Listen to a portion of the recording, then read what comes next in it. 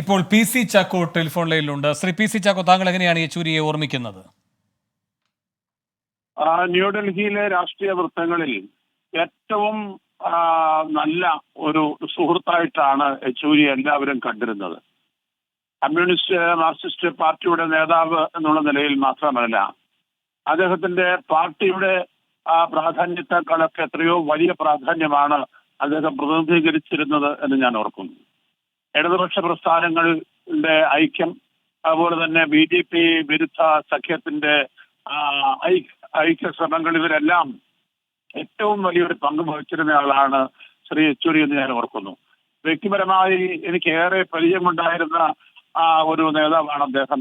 അദ്ദേഹത്തിന്റെ കേന്ദ്ര സെൻട്രൽ ഹാളില് അദ്ദേഹത്തെ കാണും, ഏതെങ്കിലും ഒരു കോർണറിൽ എപ്പോഴും.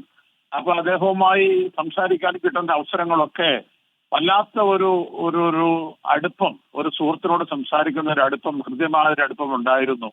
എന്നെ കാണുമ്പോഴൊക്കെ, പ്രത്യേകിച്ച് കേരളത്തിൽ നിന്നുള്ള ഒരാളെന്നുള്ള നിലയ്ക്കുള്ള ഒരു അടുപ്പം, സ്വന്തം ഒരു പാർട്ടി